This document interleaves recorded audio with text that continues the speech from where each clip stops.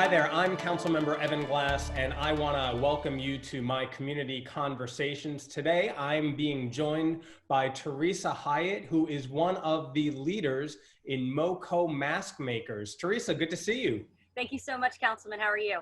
I am well, thank you. So tell me and everybody about this exciting project that you're helping lead, MoCo Mask Makers. What are you and who are you? Absolutely. MoCo Mask Makers is a 100% Montgomery County homegrown, non-for-profit, homemade mask making endeavor. What we do is we make homemade masks and we distribute them for free to residents of Montgomery County, and people can go to our website and sign up for their needs, and organizations can also sign up for their needs, and our army of volunteers create beautiful masks that in turn get delivered or picked up by the recipients for their final resting homes. And so how long have you been doing this, and how many masks have you been making? We actually started this in the very beginning of March, before Governor Hogan had issued a safer at home order. And we were in the infancy stages of about 2 weeks, and then Governor Hogan issued the safer at home order, and then we were able to connect with the bureaucracy in Maryland and become an official volunteer for Montgomery County on their volunteer website. At that point, we skyrocketed into a whole new level of community involvement. We have produced well over 5,000 masks. Wow. And we have had requests for over 8,000 masks. Oh. And so how is this production being run? Who is helping out? Where are you making these masks? Because of the safer at home order, all of our makers are creating their masks in home. They are using their own stockpile and their own donated hours and their own donated raw materials. We are then initiating 1 or 2 people to act as delivery couriers to get masks to people who are also immunocompromised, or organizations that have 24-hour drop boxes, so that we can minimize the amount of people traveling on the roads for safety. And so who have the beneficiaries been of the thousands of masks you've already produced?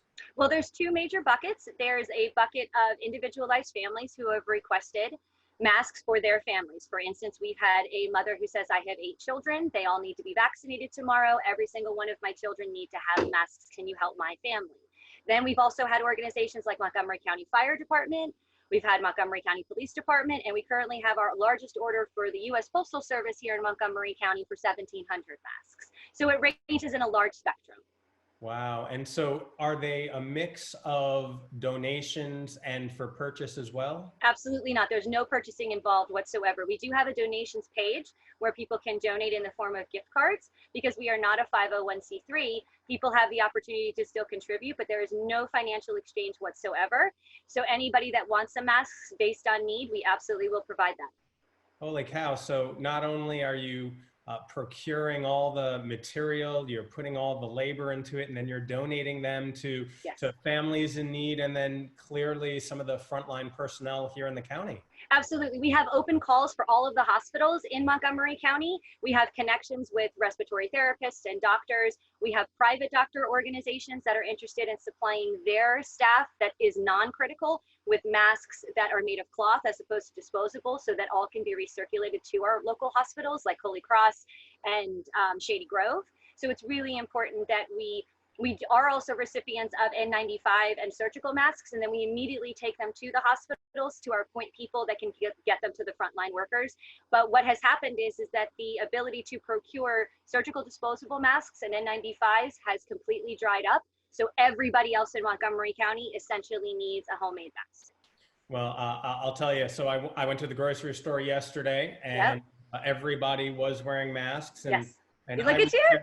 This mask that was produced right here in Kensington by an apparel maker who has basically stopped their apparel making, t-shirts and other types of personalized logo material, and are now doing masks. And I think the ingenuity of the private sector, and then incredible residents like you, colleagues stepping up. I mean, it warms my heart. That's why I love living here in Montgomery County. Yeah, it's been absolutely incredible. We know that there are several businesses that have tax IDs that have reconstructed their business model to move into the completely donated capacity, or what's called a BOGO capacity, where you buy one and then you get one made for you for free for another organization. We have allowed them to continue their supply chain uninterrupted. We are not combining strategies with them. We are solely functioning in the non-for-profit arena because we feel that it's important for businesses to be able to make their profit while simultaneously being able to give to those that are truly in need, who may not have access to funds or may need such a large amount that the for-profit businesses may not be able to handle supply and demand. So we're not competing. We're not trying to gobble them up. We let them do awesome things, and then we do our own awesome thing. I mean, the thoughtfulness that you have put into this, allowing the entrepreneurs in the private sector to be able to stay in business, because we clearly want people to stay in business these days, and then recognizing that there's a whole nother market where they need the donations. I mean, absolutely. That's brilliant. So let's take a step back. How did MoCo Mask Makers come together? So our origin story is actually very beautiful. We have an originator, Christina Davis, and her college roommate, Melissa Knapp. And Melissa Knapp was the seamstress, and Christina Davis was the linker. She said, let's put mask seamstresses connected with people that wanted to donate supplies. So Christina became the brainchild, and she used Melissa Knapp's incredible ability as a seamstress. And then at that point, Christina made her post public and said, is anybody interested in helping this concept? And I immediately jumped in, and I volunteered to be the logistical organizer. And from that moment on, that was the birth, essentially, of MoCo Mask Makers. We now have 250 people on our Facebook group. We have over 170 official volunteers. We also have a Facebook page. We have a Twitter account. We have a website. And then we also have, of course, donation capabilities so that everything is interchangeable. And all of the admin is 100% volunteer. And so the three of you stitched this organization together. I absolutely love it. And so give me an example of some incredible heartwarming story or something unpredictable that happened as you were delivering or stitching these thousands of face masks already.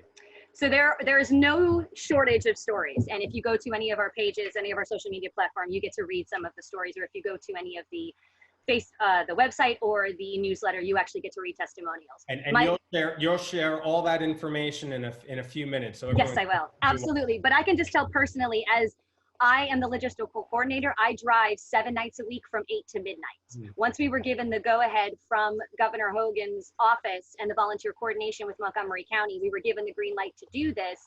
I began driving 7 nights a week from 8 p.m. to midnight. I have no shortage of stories. Probably the most poignant is one that I did 4 nights ago. A son had gone to Sign Up Genius and asked for masks for his mother, who's 95, who didn't speak English. She was living in an apartment and had not seen another person for over a month because she was in quarantine. And I went in full PPE, knocked on her door, but her door was already open and being held open with a piece of plywood. She answered the door. She was a very small and frail woman who did not speak English. She accepted my mask and then in her broken English handed me a chocolate bar and said, I bought this before December. It's still good. And my whole world just shrunk in that tiny moment. As a mother of 4, your world is full of beautiful moments, but this beautiful moment mattered. This woman had not seen another soul in 4 weeks, and she accepted a mask because of her son's ingenuity, who couldn't be there to accept this mask. And it changed her life, and it changed my whole evening. The whole world just got quieter because this woman was in the most frail and most compromised place, and we were able to pass along 5 masks to her so that she could feel safe when she ventured out of her apartment. A bittersweet moment. Yes. You and everybody involved. Wow. Yes. Well, thank you for sharing that. So, so for everybody who is watching and is in awe of the collaborative spirit, the giving spirit, the community spirit, how can people get involved? Give us all of your information and your website. The good news is that it's all branded relatively the same. If you are on Facebook, it's MoCo Mask Makers is the Facebook group. It's also the Facebook page. The website is mocomaskmakers.com, MoCo maskmakers.com. From there, you can get a step-by-step guideline on whether you want to donate, whether you would like to supply us with raw materials, or whether you would like to yourself contribute as a volunteer. And then it sends you to things like Sign Up Genius and Excel spreadsheets so that you can actually get involved. If you go to the group page, you get a lot of feedback from positive makers who are sharing how to make these masks more efficient and how to produce the best and most beautiful masks possible. And at any given time, every single day, 7 days a week, we are cranking all of these out. So the best place to go is MoCoMaskMakers.com, and you start there.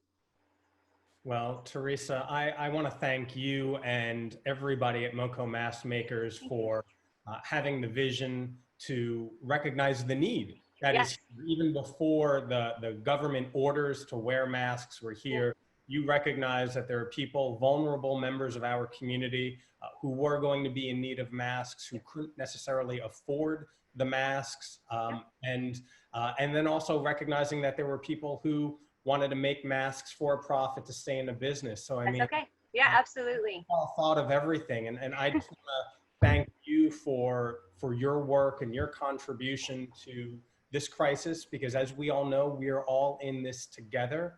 And I am heartened to know that residents like you live here in Montgomery County and are continuing to look out for all of our neighbors, whether you know them or not, whether they give you chocolate or not. Because at the end of the day, that's who we are. The 1.1 million people in Montgomery County, we care about each other, and we have incredible people with beautiful hearts wanting to make sure that we get through this together. So Teresa, thank you and your colleagues, and keep up the good work. Thank you very much. You know, it is our 100% goal that every citizen of Montgomery County is wearing one of our masks. So thank you so much, Councilman. I appreciate your time. Absolutely. Thank you. And for everybody watching, please stay safe and healthy during this crisis. If you need a mask, a donation perhaps, contact MoCo Mask Makers, perhaps make a donation to them so they can continue buying the supplies. You can give them out as charitable items. And also don't forget that there are very creative entrepreneurs here who are making masks for purchase as well, and we want to support their work too. Absolutely. So thank you very much, everybody, and stay safe and healthy. Thank you.